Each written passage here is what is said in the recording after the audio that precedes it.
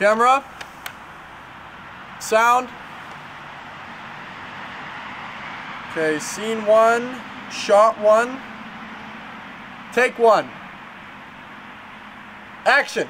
I'm digging up the bones, the failures are buried. I'm pulling down my white flags in various stages. The sun bleached and gray. Get us all more together.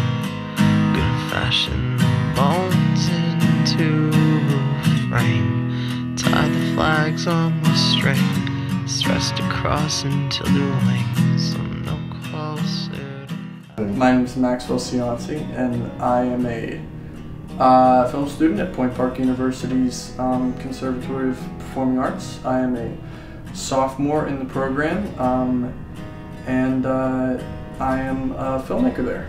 And I try to make films and make money and make people happy.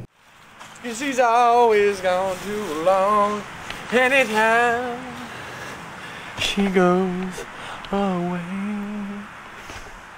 I live in the city of Pittsburgh. I like Pittsburgh a lot because it has a good balance of just like good business and a lot of good culture and a lot of good people and a lot of good food. It's a good city. I've always liked Pittsburgh. I grew up an hour away from here, so I always had a connection from here because I've come here since I was little.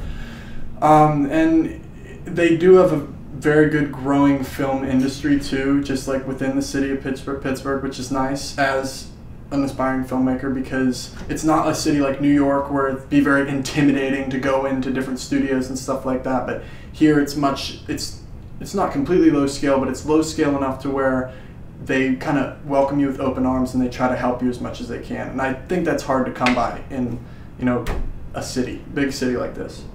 My passion for filmmaking, it's hard to really pinpoint a time, but the time when I can remember falling in love with photography was just my dad giving me his camera when I was maybe 10 years old. And I just loved the idea of being able to take a photograph and with that one single image, be able to tell a story. And so, I mean, I thought that part was really cool, and that really inspired me to kind of take that direction. And I was an only child, so I never really had many friends. And so the one thing I did was I'd like make videos with like Legos and like weird shit like that. And I liked that you could tell a story then with a video, you could edit it together with like Windows Movie Maker and all that cool shit. And then Chase Brown and I and all of us in middle school and stuff, we started making videos together. And I think that's where the fun, like just with a group of people came into it. And then it just gradually grew until senior year when Chase and I made Something to Write Home About. And that's the moment that I can really remember where I kind of thought, like, this is definitely what I want to do for the rest of my life. That feeling we had when we went up on the stage and we showed it to different schools, like that sense that something that we created from scratch, you know, could make people cry, it can make people laugh, it can make people like feel something, like feel a different way. Like, so to answer your question, it wasn't one moment, it was a combination of my life that added up to senior year. I decided, like, fuck yeah, this is what I'm doing.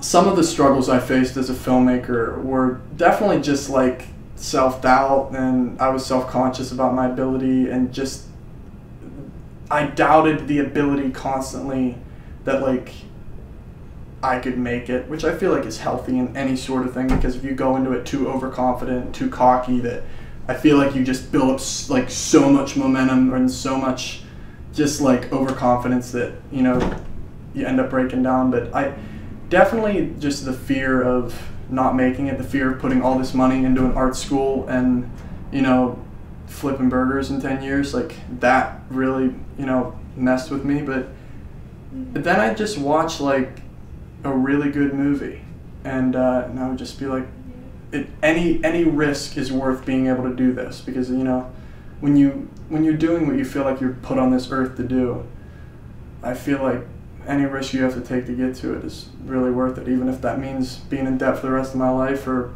living in my fucking parents' basement. Like, I don't know. I feel like it's worth it no matter what. What ultimately keeps me going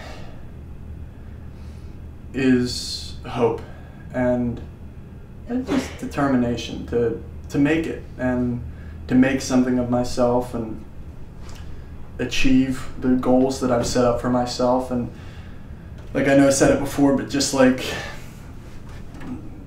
watching a good movie and thinking like, that's, if I keep going, if I keep studying, if I keep working hard, like that's what I can do, like that's what I can produce.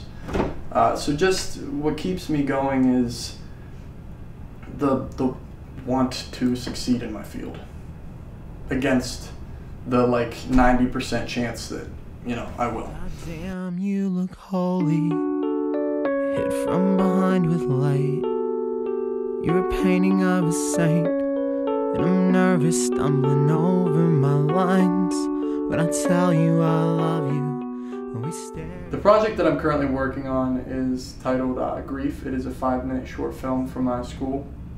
And it is about the grieving process and the different ways that people deal with a loss. And every character represents a different one of the 5 stages of the grieving process, whether it's denial, depression, anger, bargaining, and then acceptance. The idea for the story came from a conversation I had with my mom. She had a friend that was really close to her who killed himself this past year. And she and I were having a conversation about it.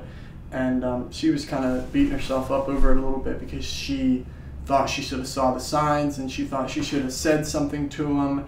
And it was basically a conversation over how people deal with depression, and that there's not like one certain way where somebody can just come in and say, hey, everything's going to be all right, or somebody comes in and they're like, you know, they're angry, like somebody comes in and say you should go through depression. Like there's all these different ways you can do it. And what I told her is I'm like, you could have told him, you know, 20 different things, but maybe none of those ways would have helped him.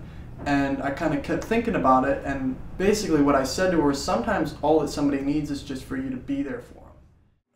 I think it went pretty well. I think for my first time doing this, I think I handled it pretty well. I think whenever you're an amateur filmmaker, you have this preconception that you always know what's right, and you can't really trust anyone else. Like as a director, like to hand a camera off and say like, okay, this is what I want, and then like expect them to get it right on. It's like you think that'll never happen, but it takes a lot of trust. And I feel like for just being like thrown into it, I trusted my crew a lot, and like they did, you know, an exceptional job. Like Matt, my DP, did awesome, and then my sound guy did really good too. So I think overall I did pretty well as a director because I trusted my crew, and I think I handled the actors well, and I look forward to doing it again.